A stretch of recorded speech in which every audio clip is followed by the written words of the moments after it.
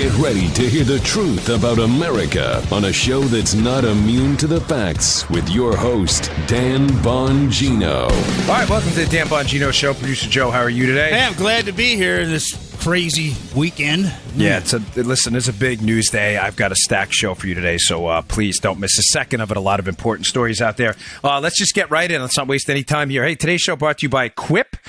Quip, that's Q-U-I-P. What's Quip, you ask? Well, it is one of my favorite new products, and believe me, I mean that. My daughter, too. I had to get a new toothbrush, Joe. Because my daughter stole the Quip that I got, and she loves it. It is an electric toothbrush, and it is absolutely fantastic. When it comes to your health, brushing your teeth, it's one of the most important parts of your day. Quip knows that. They've combined dentistry and design to make a better electric toothbrush. This thing, I told my wife, she's like, well, what is it like? I'm like, it's like a power washing thing for your mouth. I'm telling you, it's terrific. It's the new electric toothbrush that packs just the right amount of vibrations into a slimmer design at a fraction of the cost of those bulkier traditional electric toothbrushes. You know, they look like Pintos. You got to take them with you on the road. You can't do it, those older ones, right? And guiding pulses alert you when to switch size, making brushing the right amount effortless. Quip comes with a mount that suctions right to your mirror. I stuck that up on my mirror this morning. And unsticks to use as a cover for hygienic travel anywhere, whether it's going in your gym bag or carry-on. And because the thing that cleans your mouth should also be clean, Quip's subscription plan refreshes your brush on a dentist-recommended schedule, delivering new brush heads every 3 months for just $5, including free shipping worldwide. Quip is backed by a network of over 10,000 dental professionals, including dentists, hygienists, and dental students. Most toothbrushes don't get named one of Time Magazine's best inventions of the year, but Quip did. Use it, and you'll find out why quickly. This thing is great. Find out for yourself why. Quip starts at just $25, and if you go to getquip, that's QUIP.com. That's getquip.com/Dan. That's getquip, QUIP.com/Dan. Right now, you'll get your first refill pack free with a Quip electric toothbrush. That's your first refill pack free at getquip.com/Dan. Spelled GETQUIP.com/Dan. Great company. Okay, so much going on. I had a debate where I start, but I think we need to start with the dossier and what happened over the weekend. So the Democrats released their own memo, folks. Their own memo came out, and Joe, you look watching me on video. Let me pull you up here full screen so you can get the full effect. Dude, yes, thank you, Democrats, right? What a great memo. Man alive, you would think they were working for the Trump administration. Yeah. So the Democrats released their memo, and just to give you a little bit of the backstory for those of you who just started listening to my show recently, the Obama team spied on the Trump team.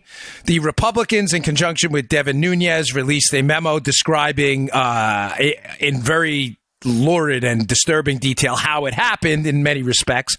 The Democrats, of course, who are the new police state supporters and don't believe in the Fourth Amendment anymore, Joe, or anything like that. Remember, the Democrats are at war right now with the First Amendment on college campuses. Nobody's allowed to speak. The Second Amendment through your right to protect yourself. And the Fourth Amendment against illegal search and seizure. The Democrats don't care. No. They don't. They think it's okay to spy on people now. If you're a Democrat now, sadly, your party is the anti-civil liberties party. So instead of acknowledging in the Nunes memo that they were in a world of hurt and that they needed to fix the system, what do? They double down on stupid, which is what the modern Democrat Party is getting very, very good at. Yeah. So they released their own memo. And in their memo, Joe, they're like, listen, we're going to clean this thing up, the memo. We're going to talk about what really happened. And in the memo, they confirmed two things. So I want to thank them for doing this, that the dossier of fake information on Donald Trump was, in fact, used to spy on the Trump team. They confirmed that, so thank you. Thank you. Good job, guys. Nice job, fellas. Right. Thank you, Joe. You get a round of applause from Armacost there. Thank you very much.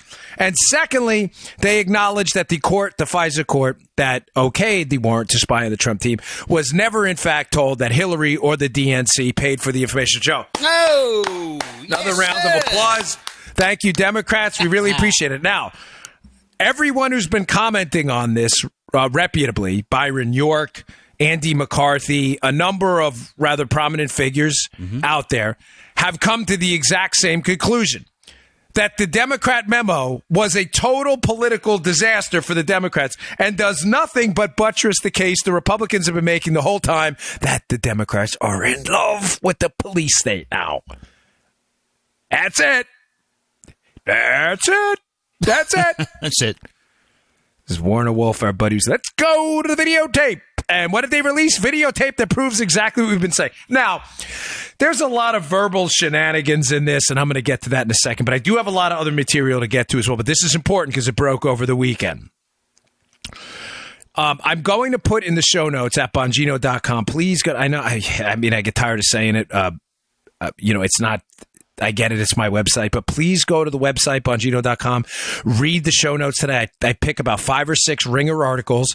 There are some really, really, really good ones by Andy McCarthy and Byron New York telling you what I'm telling you now in detail, how this is a disaster for the Democrats, this memo.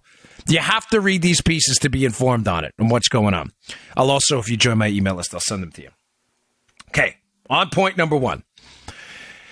They're making an attempt. Point number 1 being that the dossier was used to spy on the Trump team. In other words, fake information was used to spy on an American citizen. Mm-hmm. Devastating. Fourth Amendment out the window. They try to defend it, Joe, by insinuating throughout the document that, well, the fake dossier, Joseph, and the fake information was just a part of it. No.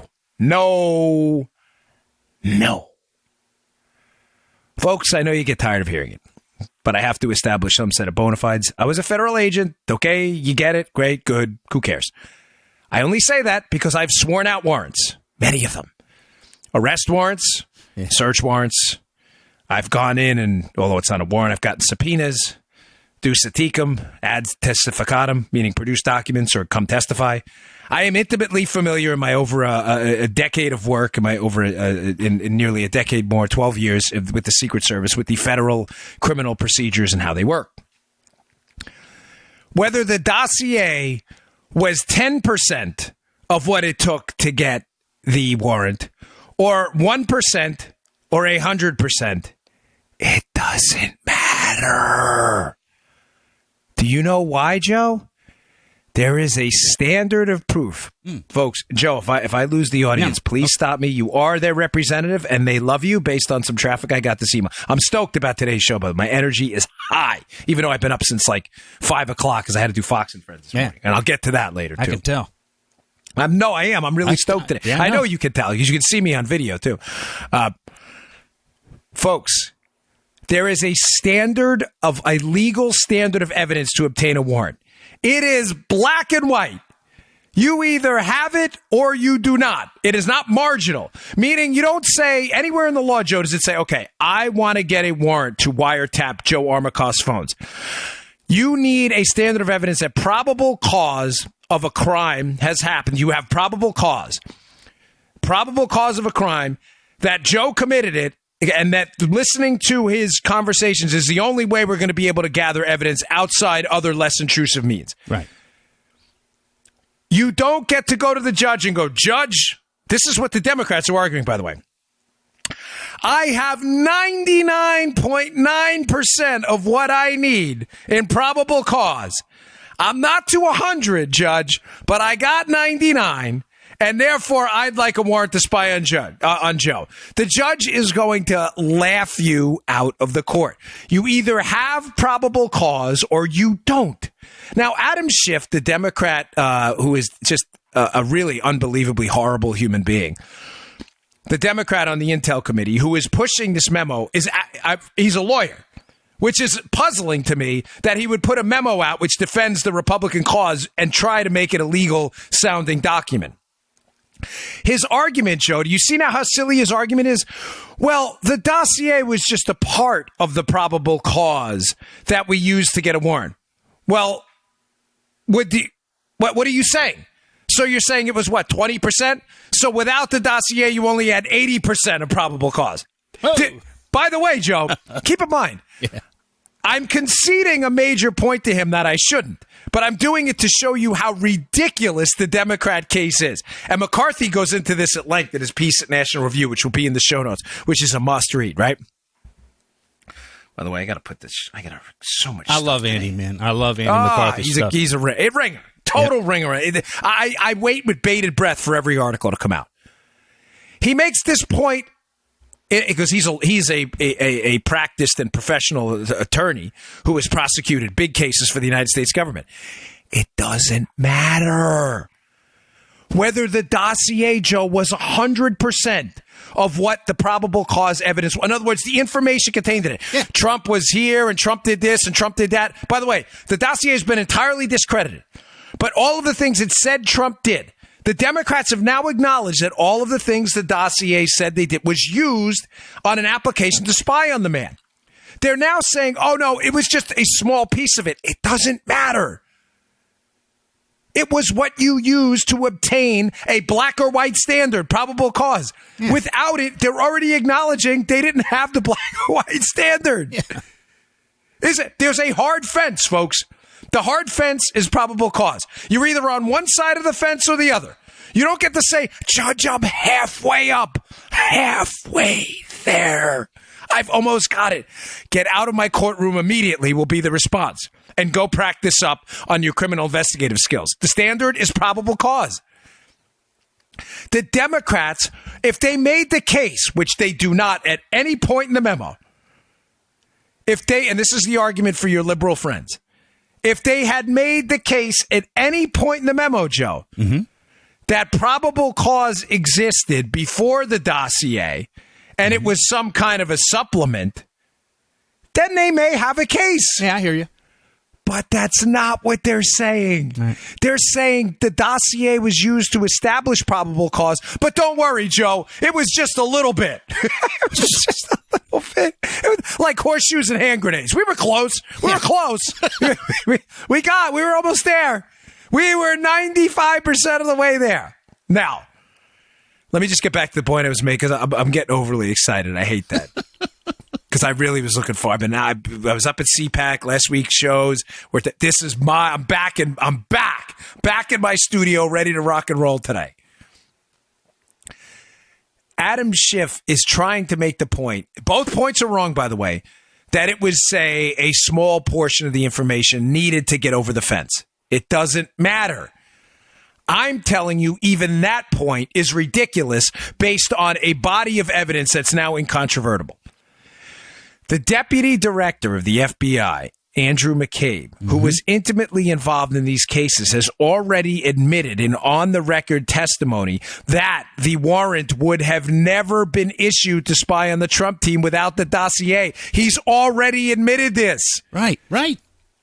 And although we don't have the FISA warrant applications now, ladies and gentlemen, nobody has produced a scintilla of evidence of probable cause that Carter Page, who was the warrant was issued against, as a vehicle to spy on the Trump team. Because remember, they can go back and get his communications with the Trump team, his texts, his historical emails, everything. That was the vehicle, right?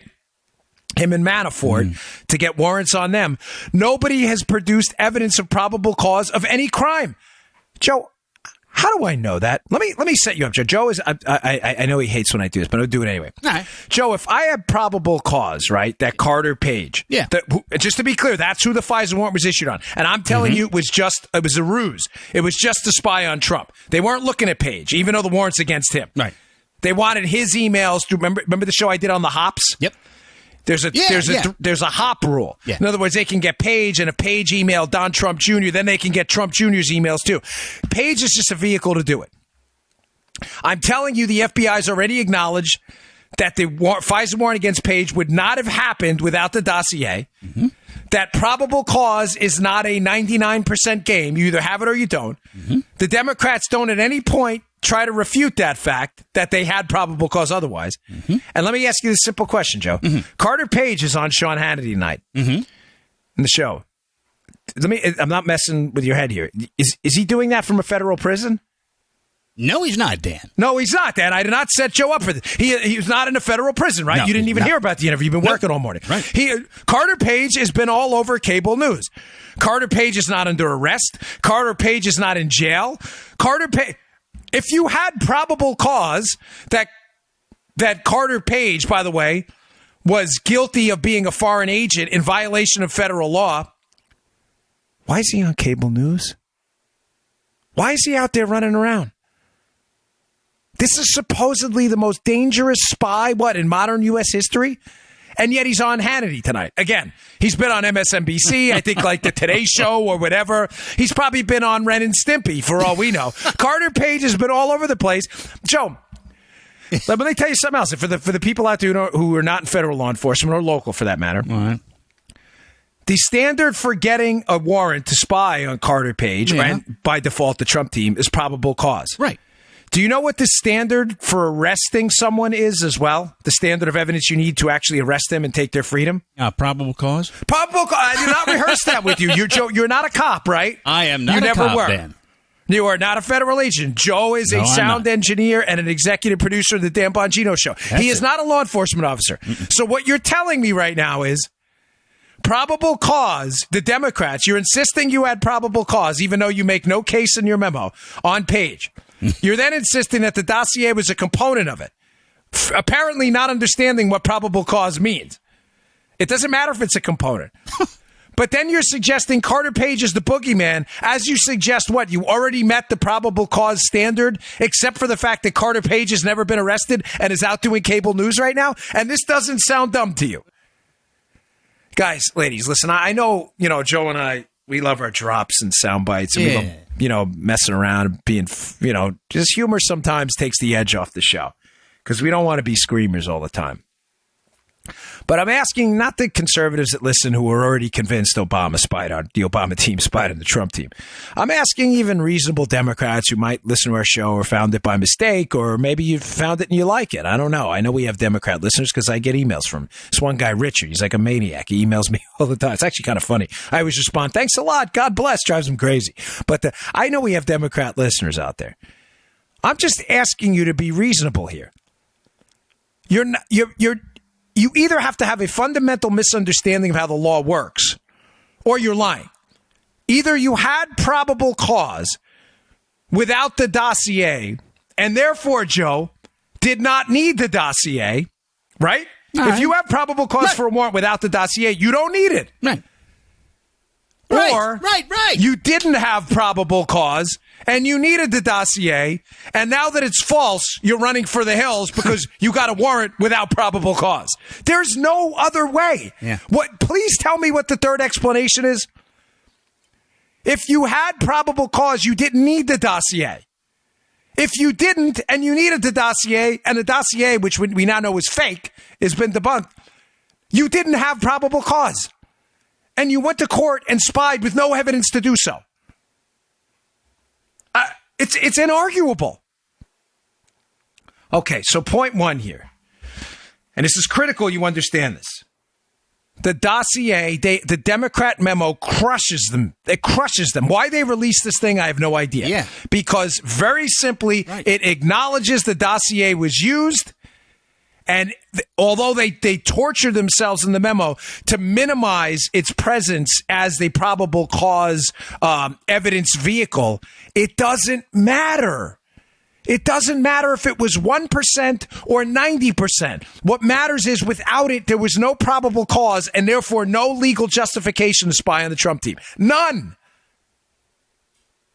And this is where, Joe, I don't want to beat this thing to death here, but this is where they're going to be in a world of trouble. And why I keep telling you folks, there are going to be legal consequences for this.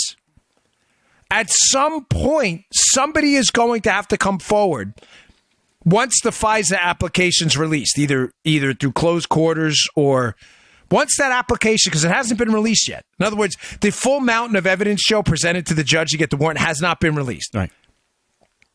Folks, sooner or later, that's going to happen.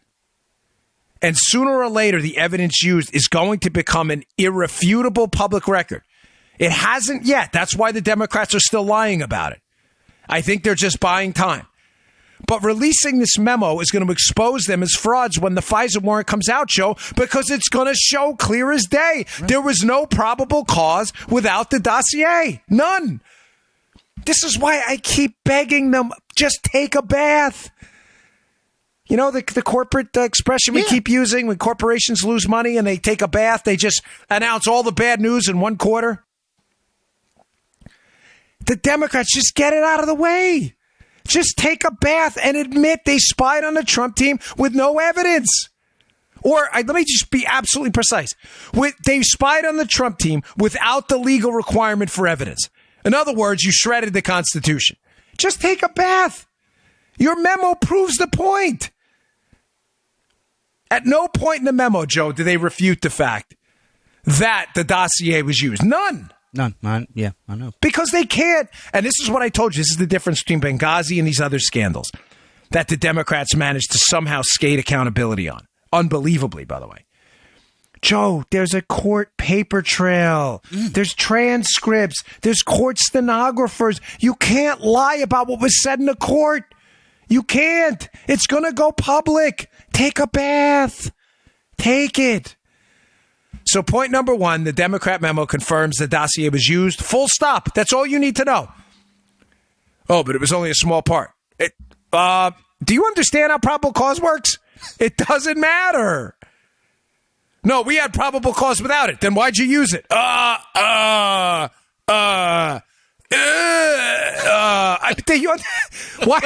Do you understand they have no argument here? We had probable cause without the dossier. Are you an idiot? Oh, so you just threw in a fake dossier, what, to contaminate your own case? You can't. There's nowhere for you to go. Nowhere. It's over, Johnny. It's over. It's over, Johnny. Just take a bath. So first they confirmed the dossier was used, just to leave that behind. I want to make 2 points. I like bullet points for you, just so you have some takeaways. All right. Today's show also brought to you by our buddies at iTarget. Big fan of these guys. Thank you for all the positive feedback. You know, ladies and gentlemen, anybody can buy a firearm. I bought a new one this weekend, actually, at my favorite place, Lotus Gunworks, which I love. Every time I go in there, they're great to me. They see me doing hits and stuff. So thanks. Shout out to Lotus Gunworks on down at Stewart over there. But anybody can have one. The question is, can you fire one accurately? That's what really matters. Anybody can pull a trigger. You have to be able to hit what you're engaging. God forbid you're engaged in a use of force scenario like that, folks. Self-defense matters. Proficiency matters. Now, this is I love this system because it enables you to practice in the safety and security of your own home. What is the iTarget Pro system? And the website, just to be clear, is the letter I. targetpro.com. That's the letter I, targetpro.com. It is a laser round that goes in your firearm. You don't have to change anything, folks. Whatever you have. I have a Glock 43. I have a Glock 42. I have a number of different handguns, but my Glock 43 is a 9mm. You drop the laser round in the chamber. You don't have to make any special modifications. And what does it enable you to do? After, by the way, safely check it twice, check it 3 times, look, listen, feel, use that pinky, probe an empty chamber, drop that laser round in there. When you depress the trigger on it's not an empty chamber, it's going to be this laser round. It's going to emit a laser onto a target they send you. And using this phone app that you download, it's real simple.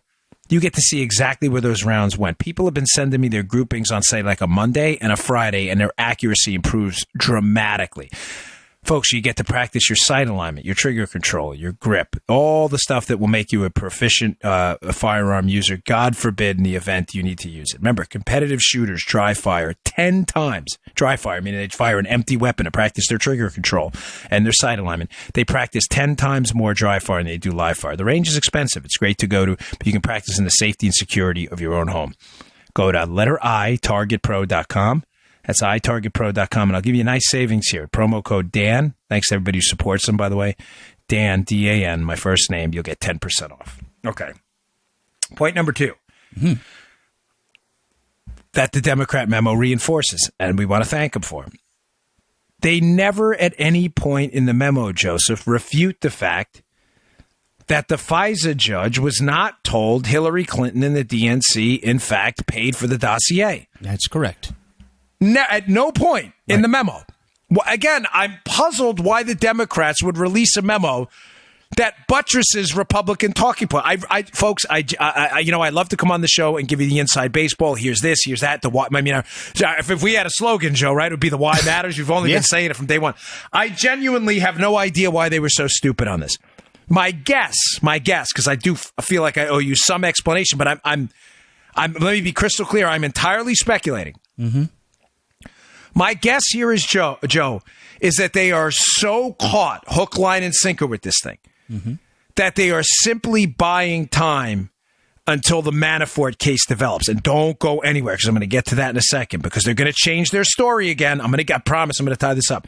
But my guess is that they released the memo knowing they could temporarily obfuscate and confuse people to buy time when those court documents are released, because it's going to be devastating, Joe, and it's going to show they had nothing, so they can switch the script to Manafort, and I'll get to that in a second. But it doesn't refute at any point in the memo one of the major Republican talking points, that the judge was never told a material fact that he should have been told, that the information, the debunked information in the Trump dossier was paid for by Hillary. He was never told. Now, to be fair here, the Democrats, I hate that to be fair, but unlike them, I'm going to say, well, there was a footnote in there that said that candidate one working, was hired company one to attack its other candidate, and it may have had political motives. Folks, no names are used.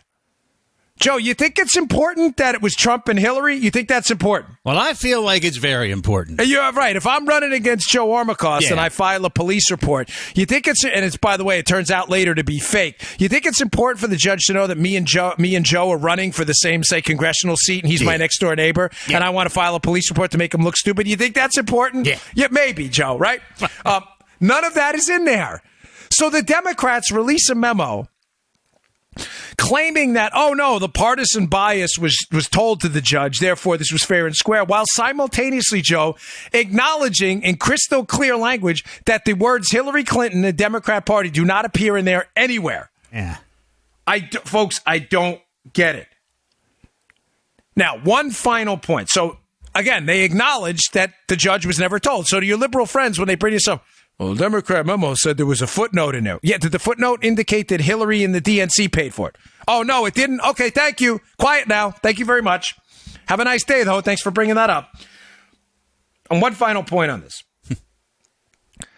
The Democrats in the memo labor themselves to again establish the credibility of Christopher Steele. Folks, I've already talked about this on the show in another spectacular Andy McCarthy piece.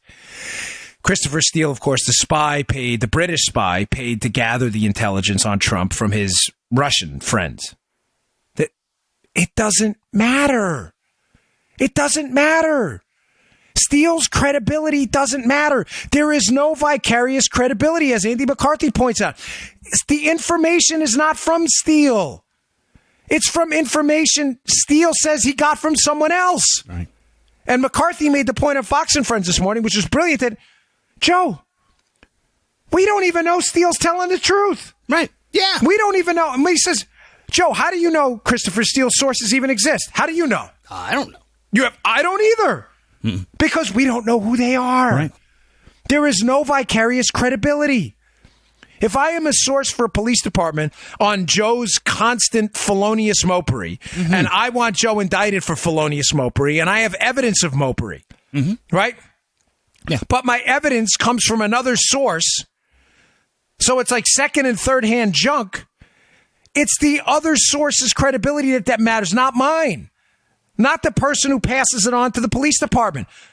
I could be Mother Teresa. If the source passing me the information just doesn't like Joe, and he's a drunk who all day just has nothing to do but bother Joe, it's his credibility. He gave me the info. It's not mine. So to your Democrat friends who constantly are citing Christopher Steele's credibility, please respond. Are you unfamiliar with how this works? His credibility is irrelevant. It's his source's credibility. And one, we have no idea they even exist, these sources. We don't. We have no idea who they are. Secondly, it's their credibility that matters. And Joe, why can't we judge their credibility? Because we don't know who they are. We don't even know if they're breathing, if they're actual people. We don't know. Oh, man. All right. Folks, this case is getting uglier and uglier. There are two pieces that came out, one on Breitbart and one on the Daily Signal. Both will be in the show notes today. I got to remember that. I'm going to put a little note because sometimes I forget and I get upset with myself. There's a piece first in the Daily Signal. Remember the entire time what we've been talking about, and this piece is damning. Matter of fact, I have a book coming out on this. It's coming out soon. Matt Palumbo, my co-author, and I are almost done. But I sent this piece to Matt with like a gold mine. Like, look at this. Ding, ding, ding, ding, ding. Daily Signal has a piece out by Chuck Ross at the Daily Caller, who doesn't seem to like me much, but that's all right. He does great work over there, and I don't know why some people still like me for all kinds of reasons. I don't know. Whatever, as the kids say. But he does good work. He has a piece. He must write at the Daily Signal too, or they share pieces, whatever it may be. But there's a piece I'll put up at the show notes today. It's a must read if you've been following this case, because what have I told you, Joe, the entire time? This was a setup. Yep. This whole thing was a setup. The Obama team subjected the Trump team through Hillary and their Democrat consigliaries to a sting operation. Random people kept approaching the Trump team. They weren't random, but it seemed random, and the press is still treating it that way. Kept approaching the Trump team with either claims of having information about Russians and Russian emails on Hillary, or Hillary's emails that the Russians had, or people showed up at situations where conversations that were had about Russians seemed to make it back to Fusion GPS. If you've been listening to the show from episode number 628 on, this is clear as day. I point to a number of people who have been approaching the Trump team. The Agalarovs, Sergei Milian, who else? Alexander Downer. These people are all connected to either Democrats or the Clinton team and have interactions with the Trump team. I am absolutely convinced this was a sting. One of those people is Sergei Milian. Now, I'm not suggesting at all that these people, Joe, just to be clear, even knew they were part of a sting operation. I'm not. No. But you don't have to be. You don't have to. You don't have to know. No.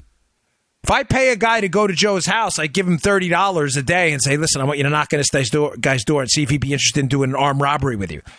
And it's me looking to set Joe up. The guy I grab off the street who does it, he may have no idea what he's part of. Right. I don't know. I'm not claiming they were witting accomplices. I'm simply claiming to you that I absolutely believe they were part of something bigger. The piece Ross put on Milian out there has only solidified that view. It's fascinating because he says in the piece that's now, Joe, unbelievably, I mean, hold on, let me move this mic cord here, that the FBI is looking at, let me just give you the quick background on Milian, because I'm assuming you all listen. You may not have heard that part. Sergei Milian is a international businessman who is in many ways connected with Papadopoulos, had meetings with him, spoke with him, knew Papadopoulos. Milian is also alleged to have been the source, maybe not directly, but the source of the golden shower information that made it into the dossier. In other words, the grotesque, by the way, nonsensical stories about Trump and his activities, let's say. It's a family-friendly show overseas. You know the story. Yeah. Milian's alleged to have been the source of that. Whether he told someone who made it to the dossier or if he told them direct. There are many allegations out there that Milian was the source. Now, again, weird, folks. Milian's dealing with Papadopoulos on the Trump team, just like Alexander Downer was, who was also connected to the Clintons, the Australian foreign minister. And all of a sudden, this information keeps making it back to the FBI. Look, I dealt with Papadopoulos. Hey, FBI. Hey, Fusion GPS. Hey, Christopher Steele. Folks, it's not coincidental. It can't be. It could be. Actually, I shouldn't say that. It could be coincidental. Let me be precise. It's highly, highly unlikely. Now, what's the development? Yeah. Well, the Daily Signal piece, Joe, the FBI can't seem to find Sergei Milian. What? They want to talk to him. Yeah, read the piece. They're apparently having a very tough time locating a guy who was more than happy to be in the media before this. Fascinating how Milian seems to have disappeared off the radar now. But more importantly, folks, this is where it gets crazy. Now we're going to get into crazy town now. All right. Not on my behalf. Well, crazy, if what I wasn't telling you is true, you'd think this was a Looney Tunes spy novel that no one would pick up, like a Vince Flynn novel, and you're like, no, it's so ridiculous. So, apparently a photo has surfaced from Milian's own social media accounts of him having a nice little chat with Deripaska, Oleg Deripaska. Well, remember what I always tell you, remember the names. The names, yeah. Well, who is Deripaska? Deripaska is a Russian oligarch who is intimately close with Vladimir Putin. They are buddies. Deripaska is also the guy whose lobbyist, follow folks, this is going to be important. And what am I trying to establish here? Just to be clear, I'm trying to set up the premise here that this was a sting and that Milian may have been part of it, knowingly or unknowingly. All right. A photo of Milian has surfaced with Deripaska. Deripaska's lobbyist in D.C. has a lobbyist, a guy named Waldman. His lobbyist in D.C. is the one who reached out to Democrat Senator Mark Warner, who was investigating this matter on the Senate on the Senate side. He's a Democrat. He is the one who reached out to Warner to set up a meeting between Warner and Christopher Steele. Next stop, Crazy Town. Next stop. Coming up. Ding, ding, ding, ding, ding, ding, ding. 5 minutes, cow. Crazy Town. 5 minutes, Crazy Town. Have your tickets ready, folks. Crazy Town next. Folks, follow the... Just, Unbelievable. Is this not why I tell you to memorize the names? Because I read this piece by Chuck Ross. And of course, Deripaska, if you listen to the show and you remember the names, should jump right out to you. So Milian is now in photos with Deripaska. Deripaska's connected to Putin. Deripaska's lobbyist tried to set up a meeting between a Democrat senator and Steele, the spy who wrote the dossier, who supposedly got the information about the golden shower from the dossier from Milian. Folks, how many coincidences in this case are going to smack you in the face before you're like, wait, what? This stinks to high heaven. Thank you, Dr. Phil. It sure does. You're damn right it does. Ooh, is that pungent? I'm telling you, this guy was set up. The Trump team. So was Papadopoulos. Downer meets with Papadopoulos in a London bar. Oh, Downer was instrumental in the Clinton Foundation getting, millions in taxpayer dollars from the Australian government. Downer involved in the sale of Australian uranium to the Russians. Downer magically communicates to American intel after his meeting with the Trump team. They know something about the Russians. Folks, this was a setup. The Agalarovs. They contact the publicist who contacts Trump. Hey, we know someone who's got information on the Russians. Let's set up a meeting. Who's the Russian lawyer who shows up at the meeting? Oh, a lady working for Prevezon. Who else is working for Prevezon? Oh, Fusion GPS, the same company that bought the dossier. Folks, this was a sting the whole time. It was a setup. Guys, listen, I was a federal investigator. You don't have to be one here. This is obvious.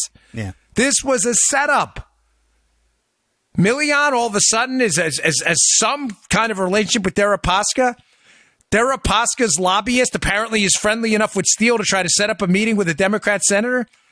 As Milian is alleged to have given the golden shower information to Steele as he was dealing with George Papadopoulos and the Trump team. Yeah. What? All right. Hey, before you go on, it's good that you give the names and who they are. I think our listeners are remembering the names. There's a lot of players here. I hope so, because I told you when I was a young Secret Service guy, the best advice I ever got from my boss. Yeah. Dan, don't remember them. Memorize the names because you'll see them again every time. And if you don't, boom, right away know them, you're going to get lost. The minute I read this Chuck Russ piece and saw Deripaska, I sent it over to Matt and went, do you believe this? Like everything we've been saying forever is materializing in front of our very eyes. It was a sting. Hey, go get information from the Trump guys. And by the way, report back to us immediately. Crazy. All right. Oh, here's another one. Remember the names. So Breitbart. So that piece in the Daily Signal will be at the show notes today. Check it out.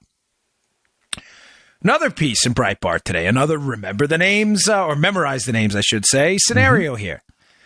So, Jonathan Weiner. Jonathan Weiner, if some of you may be ringing a bell, some of you may have forgotten. I understand there's a lot of names in this. Hillary used to work at the State Department. Obviously, she was Secretary of State. She left. John Kerry took over afterwards. Hillary Clinton maintained a robust, vibrant presence in the State Department through a number of people who had worked for her husband, Bill Clinton, who stayed there under the Kerry regime. It's obvious Hillary Clinton and John Kerry are political allies as well. Hillary Clinton maintained at least a political influence foothold within the State Department. Jonathan Weiner is a State Department official. he was a special envoy to Libya, who has already acknowledged in a Washington Post op-ed that he took information from Christopher Steele and passed it to law enforcement officials, even though, folks, he was a bureaucrat in the State Department. He was not a law enforcement or intelligence official. Joe, you tracking? Yeah. Hillary's guy, still in the State Department, knows Hillary, works at the time for John Kerry, to be clear, but has deep connections to the Clintons. Mm-hmm. He is not a law enforcement or intelligence official. He magically meets with Christopher Steele.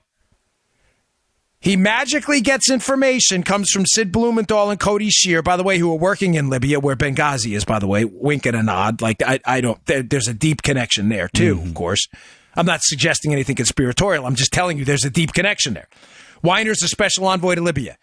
Sid Blumenthal is passing information from Libya to Hillary. Cody Shear works with Hillary, works with Blumenthal and is gathering information and passing it to Blumenthal to get to Weiner's hands. Mm-hmm. Weiner's in the State Department. Why not give it directly to the FBI? Because they needed to launder the information. They needed to give the appearance. This is important, Joe. The Clintons and the Obama team in the setup on Trump needed to give the appearance that information about Trump's involvement with the Russians was coming from so many different places that it had to be true. Gotcha. Even though, Joe, it was all coming from the same spot. Yeah. Christopher Steele and Hillary Clinton. So what did they do? This is why I'm not suggesting to you these people were knowingly involved. They tell Blumenthal and Shear, get the information to Steele to Weiner. Weiner will then do us he'll do us a solid wink, wink, nod, nod, right? Yeah. He'll get it over to the FBI, and then it'll come from the State Department. So it'll look like super official then, man. Yeah. This is what we got to do.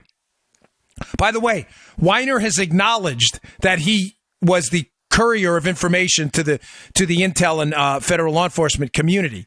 He's already acknowledged this in the Washington Post. None of this is up for dispute. What's the new news? Well, if you remember the name Weiner, you know all that. Well, in an article, fascinating piece by Breitbart, where did Weiner work from 2008 to 2013? APCO. You're like, huh? The hell is APCO? APCO is the company alleged by the informant in the Uranium One case, Joe, that is alleged to have lobbied the Clintons to the tune of millions of dollars to make sure these uranium deals went through. That's where I heard that name. Yep, the uranium business. Again, another in an amazing series of coincidences. How many times have I told you, folks, the reason the Trump spying scandal, or the Obama team spying on the Trump team, that whole scandal went down is because they needed an insurance policy, as Peter Strzok even indicated, although I think he was saying it for different reasons. They needed an insurance policy in case Trump won to make sure all of this stuff went away. And they used tools who all were knee-deep in it, whether it was Victoria Nuland on her fake Benghazi talking points, who worked at the State Department, helped relay this information to the FBI with Weiner, whether it's Weiner himself, who was involved with APCO when APCO is alleged to have lobbied Hillary Clinton to allow the Russians to buy our uranium. They all had something to hide. All of them. Now do you understand when people say things like the swamp rats and the deep state? Oh, you guys are all crazy conspiracy theorists. Are we? You sure about that? You sure there, Daddy-O?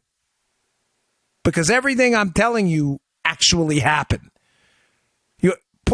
Tell me anything I told you that's a lie. What, Weiner didn't work there? Oh, didn't work at APCO? You'll prove yourself a fool quite quickly. Weiner wrote in an op-ed he gave the information over to the State Department. He already told them that. Sorry, I had to turn the screen on. But you see that, Joe? I get screens on everywhere in this house. Let me throw you another wrinkle here that's going to blow your mind. Not only did Weiner work for APCO, the company that's alleged, by the way, and they dispute this, to be fair. APCO does, that is. By a confidential informant, they are the company that's alleged to have lobbied Mrs. Clinton heavily to get these uranium deals passed through. Weiner worked there at that company. Weiner was part of the information superhighway to get information to the FBI through multiple channels. APCO also provided pro bono work, meaning for free. Yeah. Who do you think they provided that pro bono work to, Joe? I'll give you the initials, and I'm going to give you a hint. I'm going to see if you can figure this out. The pro bono work was provided to a entity called CGI. The first initial of that stands for a former president. The second rhymes with the word flobal, and the third one rhymes with the word Shinitiative. The Clinton Global Initiative, Dan. Dude, you are a genius. My gosh, you are the smartest executive producer in the business. Yeah. Very good, very good. And he gets winner chicken dinner. He gets a free chicken dinner for that one at the local Lincoln dinner for the Republican Party. Yes. By the way, why is it every chicken dinner at a Lincoln dinner is always awful? Can we work on those chicken dinners? I go to a lot of these things. APCO provided pro bono work for the Clinton Global Initiative. Again, folks, nothing to see here at all. It's all a big coincidence. Don't you worry. None of this happened. We're all crazy.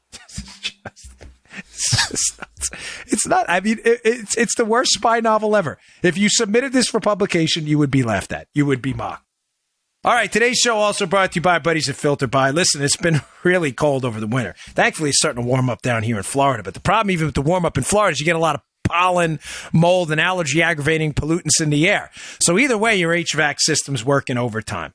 Folks, you don't want these things to break on you. It cost me a fortune. Both of mine blew out at the same time. I had to replace my ductwork, everything. If you aren't properly maintaining your filters, you're not only breathing unhealthy air, I was going to say crappy air, but we don't want to say that. But it's still crappy, but it's also unhealthy. You might find yourself with no heat and thousands in repairs. Now there's a better way with FilterBuy.com, America's leading provider of HVAC filters for homes and small businesses. You got 1,000 filters in your small business? These are your guys. You got 2 or 3 in your house? These are your guys, too. FilterBuy.com carries over 600 different filter sizes, including custom options, all shipped free within 24 hours, and they're manufactured right here in America. Good job, FilterBuy. FilterBuy offers a multitude of MERV options all the way up to hospital grade, some pretty clean air. So you'll be removing dangerous pollen, mold, dust, other allergy-aggravating pollution out of the air while maximizing the efficiency of your system. Right now, you can save 5% when you set up auto delivery, so you'll never need to think about air filters again. Save money, save time, breathe better with FilterBuy.com. That's FilterBuy.com, FilterBuy.com, FilterBuy.com, and a sincere debt of gratitude to everyone who supports our sponsors. And I'm hesitant to address this, but I feel it's only responsible to do so. Most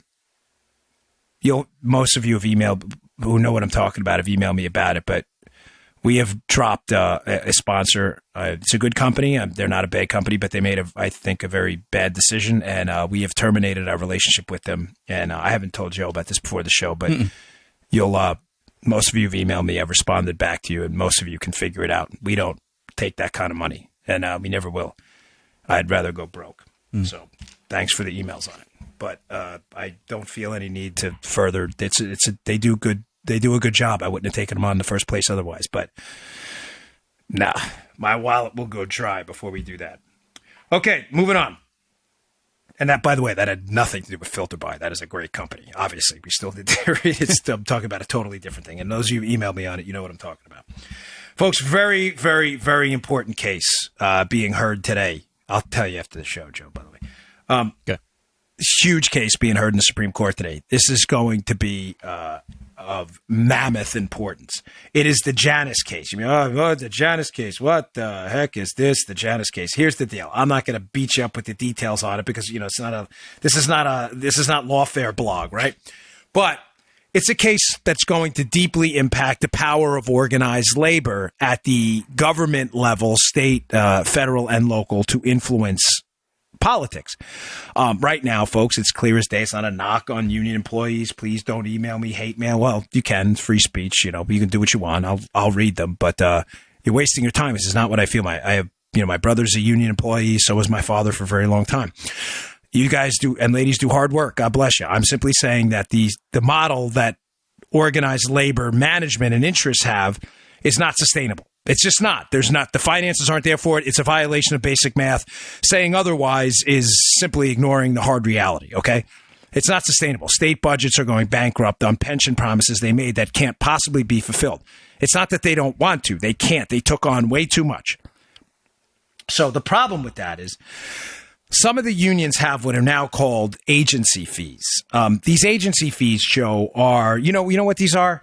When you're in a union, you don't have to be in the union. You still have to pay a fee called an agency fee. And that agency fee, the idea there is that, well, these unions are bargaining for everyone's interest, so you should have to pay too.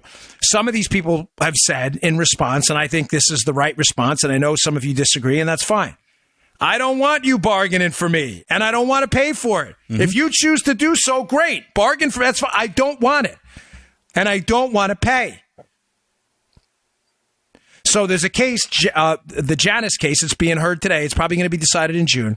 That's going to determine if these agency fees, in other words, Joe, the forced payments to a union for what this person at least believes is political speech, on the legality of it. Right. I am convinced, as many others are, and I would be astonished if it didn't, that these fees are going to be thrown out as entirely unconstitutional. The reason I say that, Joe, is a very similar case against the California Teachers Association, one of their unions over there, one of their education interest groups, was left hanging on a 4-4 because Scalia tragically passed. So there weren't 9, there were only 8. So It was, now it's being heard again in a different format in what they call the Janus case today. They are going to lose. The unions there. I'm telling you, take it to the bank. They're going to lose now that Gorsuch's on the Supreme Court. I cannot imagine possibly. I'll have to correct myself otherwise, but it is going to be a 5-4 ruling. I believe Gorsuch will rule in favor that these are unconstitutional payments being made and unconstitutionally forced speech. But I don't want to get into the legal mockery. I was just setting you up. There's a reason the Democrats are losing their minds over this today. There's a piece in the New York Times. I'm not going to put it in the show notes, just because it's a long, boring piece. But you can always count on the New York Times to air the Democrat grievances. Now, Joe, why do you think the Democrats are losing their minds over this? Because who did Democrats get their money from primarily in elections? Special interests and labor interests, because they support big government, big government pension payments, right? Unions. So this is from the New York Times piece. They talk about how this is going to impact the vote if they lose this. It says a recent paper by Mr. Hertel Fernandez and 2 colleagues may foretell what Democrats can expect if Mr. Uline and his fellow philanthropists succeed. In other words, the people who want these agency fees thrown out. This is crazy, Joe. Listen to this. It found that the Democrats' share of the presidential vote dropped by an average of 3.5 percentage points. You know how much that is? Wow. After the passage of right-to-work laws allowing employees to avoid paying union fees. Listen to this, folks. Take this sucker to the bank. This is the most important sentence you're going to hear all day. That is larger than the Democrats' margin of defeat in several states that could have reversed their last 3 presidential losses. In other words, this could be an earthquake for our national political scene. We may be talking about percentage points of the vote that are dispositive in the outcome of a national presidential election from this point on. That was due to right to work. Forget about agency fees. It would wipe out millions and millions of tens of millions of dollars in forced payments that would have went where, Joseph? Into Democrat coffers eventually. Folks, they are in a full-blown panic over this. Again, union guys and ladies out there, I love you. It's coming from the heart. Whether you believe it or not is your call. I don't care. I know what's in my heart. My heart is pure. I'm telling you, you have not been represented well. You have been represented by people who made demands that could not possibly. And Joe, we said the same thing about Social Security last week. It impacts me too. So don't give me, it's easy for you to say, man. No. Time out. You don't listen to my show. I gave up my government pension, so no one's going to lecture me about it. Thank you. Have a nice day. I'm simply telling you, if this thing goes down and these payments are no longer forced for people to pay in the unions that don't want the representation, it is going to be catastrophic for unions. And it's their fault, Joe, for not balancing, my opinion, for not balancing their political interests. That's not what they did. Big mistake. Okay, let's see. How are we doing here on time? All right, I got time for one more thing. You good? All right. This is going to be a tough one. So, I have a personal friend in politics Brian Mast, who is a very heroic, patriotic American. He is the congressman in District 18 in Florida, where I live, down here in Martin County. He's still a friend and will remain so. But he is my representative, and he is in the public sphere, as am I. And people take shots at me, and it's fair enough. I disagree with him, but he has made a catastrophically bad decision. I didn't tell you this either. No. So Brian is a member of Congress, again, Florida District 18, and came out with a decision to basically put severe constraints on the sale of rifles, chambered in sportsman rounds and self-defense rounds and all kinds of rounds. It is an awful decision. My problem with this decision is that it's not how Brian ran for office. He ran as a Republican, and I was a friend to him, and I warned him one time that a lot of people placed their faith in him because he's a war hero, and he was, and he still is, but that they would be severely disappointed. Folks, I'm saying this because it's painful and it's personal what happened this weekend. I'm not going to relay any personal communications. It's not relevant to the conversation, but I just want you to understand, just like I told you about the sponsor situation, that this isn't just a show to me and Joe, all right? Right. Joe, I think you can attest to the audience. I don't need the money anymore. Thanks to a lot of success. I'm not sitting here, hey, look, I'm not doing a Thurston Howell on you. I'm just telling you, money is not my motivation. We're fine. We've made some smart business decisions. We're A-okay. I don't need anything from anyone anymore. We're all right. This show is my passion. It's the reason we don't skip Christmas, Thanksgiving, nothing. Joe and I have never missed a show. Right. Because it's my heart and my passion. And just like the sponsor situation, even though Brian is and will remain a personal friend, I owe it to my audience to defend what I think is right. And this is not right. This is an unconstitutional move. It will do nothing. Zero to stop gun crime. It will do nothing to stop crime in general. It will do nothing to stop mass shootings. The evidence is overwhelming. Listen to my show from last week. It feeds into left-wing hysteria that putting more obstacles in front of legal gun owners who have done nothing wrong is going to somehow stop murderous, violent, rampaging criminals from preying on the innocent among us. It will do nothing. It is a grotesque violation of the principles we stand for and that he ran on, and I'm extremely disappointed. I'm encouraging anyone who can find the backing or anyone who can find the conservative guts to get out there and do it, to seek a primary run. And it saddens me to say it because he is a good man. He just made a very, very bad decision.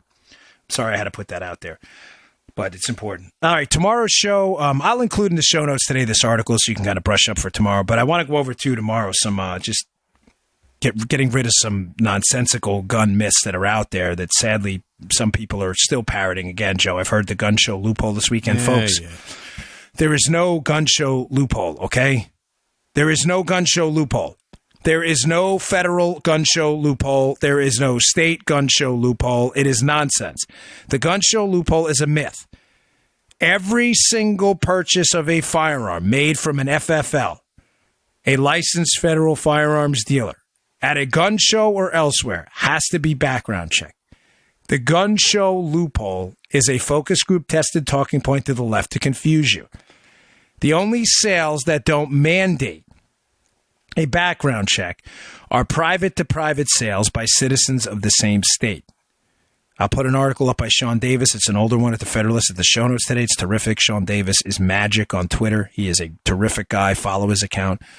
There is no gun show loophole. None. It does not exist. If you go to a gun show and buy from one of the, in some cases, hundreds of federally licensed firearm dealers there, I absolutely promise you on my life, you will do a background check and you will fill out a 4473. 1,000%. The only sales are private-to-private sales. It doesn't matter if it happens at a gun show or anywhere else. If from residents of the same state. That is it. Stop the nonsense. It's not true. But I'll have more of those tomorrow I want to debunk, so it's important. Don't miss tomorrow's show. All right, folks, I appreciate it. Appreciate you sticking with us last week. And I'm also going to get to this piece by Kurt Schlichter. That is awesome about how we fight back against this economic war going on against the NRA and everyone else. I'll talk to you all tomorrow. Please visit Bongino.com. Check out the show notes today. Thanks a lot, folks. See you tomorrow. You just heard The Dan Bongino Show. Get more of Dan online anytime at conservativereview.com. You can also get Dan's podcasts on iTunes or SoundCloud. And follow Dan on Twitter 24/7 at DBongino.